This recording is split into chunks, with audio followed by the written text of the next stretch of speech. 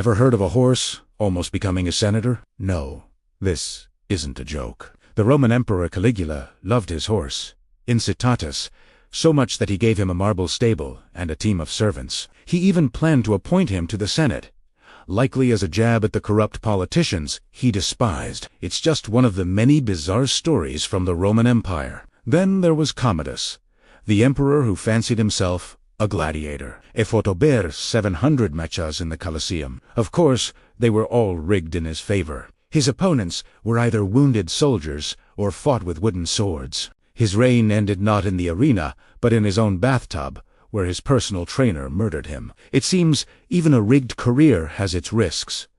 Not all emperors were so eccentric. Augustus, the first Roman emperor, ruled for an incredible 41 years. After a century of brutal civil wars that tore Rome apart, he brought stability. He was a political genius, creating a dictatorship while maintaining the illusion of a democratic republic. He quietly gathered power, and Rome entered an unprecedented era of peace known as the Pax Romana. Another surprisingly effective ruler was Claudius. Often mocked and underestimated because of a stutter and a limp, Claudius proved everyone wrong. He was a sharp administrator and a bold military strategist.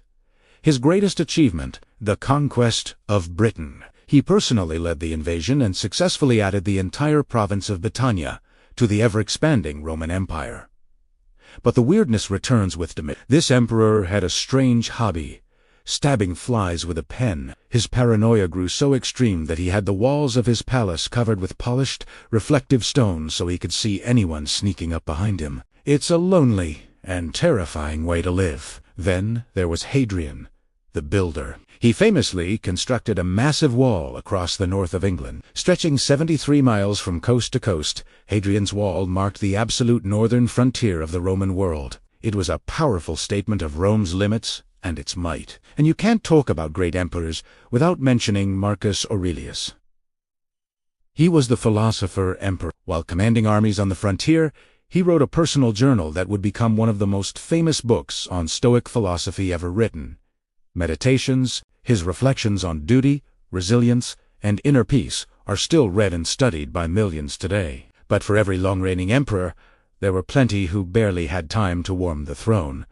Some ruled for only a few months, or even days. One man, Didius Jutius, literally bought the emperorship at an auction held by the Praetorian Guard.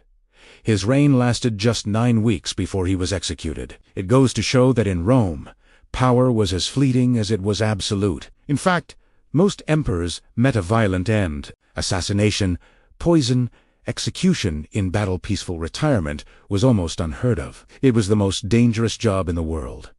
At its peak, the Roman Empire was unimaginably vast. It stretched from the drizzly highlands of Britain all the way to the sun-scorched deserts of Mesopotamia, modern-day Iraq. This single empire controlled the entire coastline of the Mediterranean Sea, which the Romans affectionately called Mare Nostrum, our sea.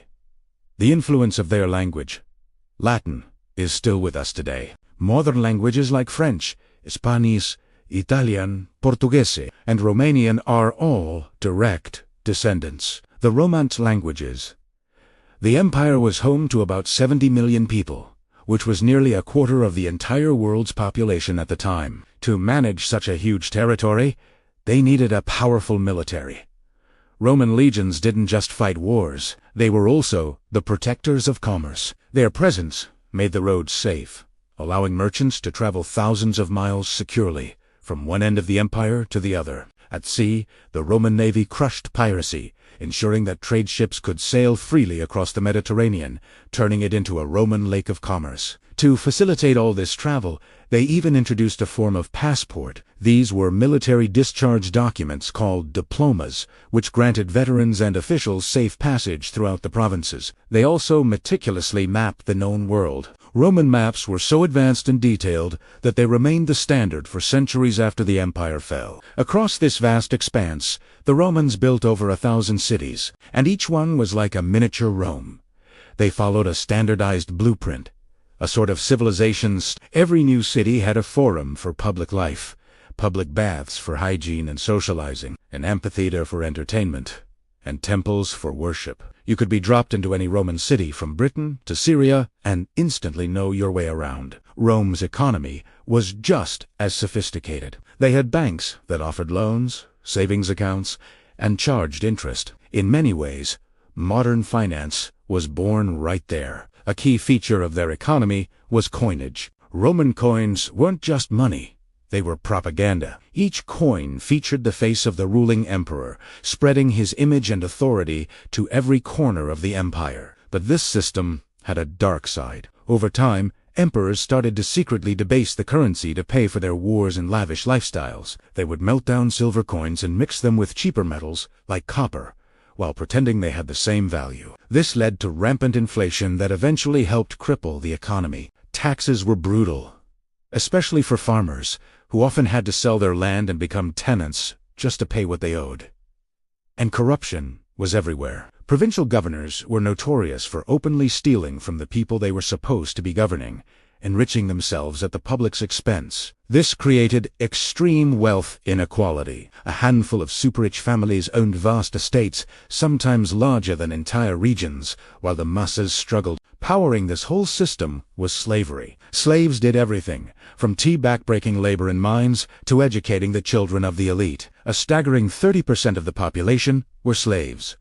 It was a terrifyingly normal part of life. Yet, in a strange twist, some freed slaves, or freedmen, could become incredibly wealthy, occasionally outturning even the senators who once looked down on them. By the year 285 AD, the Roman Empire had become too massive and complex to be ruled by one man from one city. So, Emperor Diocletian made a radical decision.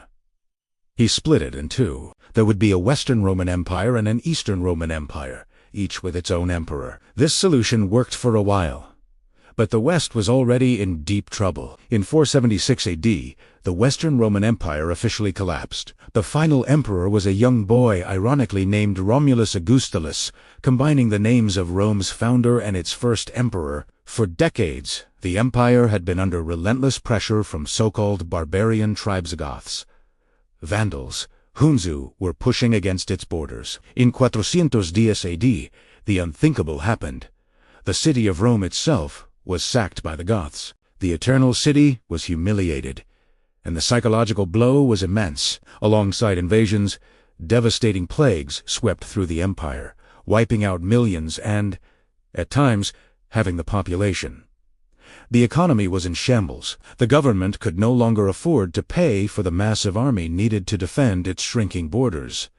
Politics became a chaotic mess. Power changed hands almost yearly, and emperors were murdered one after another. In one 100-year period, there were over 60 different emperors. But while the West fell into what we call the Dark Ages, the Eastern Roman Empire not only survived, but thrived. It became known as the Byzantine Empire, with its magnificent capital at Constantinople. This eastern half carried the torch of Roman civilization for another 1,000 years. It finally fell in 1453, when its massive walls were breached by the cannons of the Ottoman Empire, marking the true end of the Roman world. So, what did the Romans ever do for us? Their legacy is all around us. They invented the first postal system, allowing messages and decrees to travel with unprecedented speed. They used voting booths to allow for secret ballots over 2,000 years ago. Roman women, while not equal, could own property and run major businesses. Some were even powerful shipping magnates. Their medical knowledge was surprisingly advanced. Doctors performed complex procedures like brain surgery using bronze scalpels. They invented central heating, a system of circulating hot air under floors, a luxury that wouldn't be matched in Europe for another 1,500 years. Our modern calendar is a direct gift from them. The month of July is named after Julius Caesar. Their legal codes form the foundation of many modern justice systems, influencing everything from property law to contracts. And their language, Latin, never truly died. It lives on as the root of countless scientific, medical, and legal terms we use every day. Ultimately, Rome completely reshaped civilization without its engineering, its laws, its language, and its culture.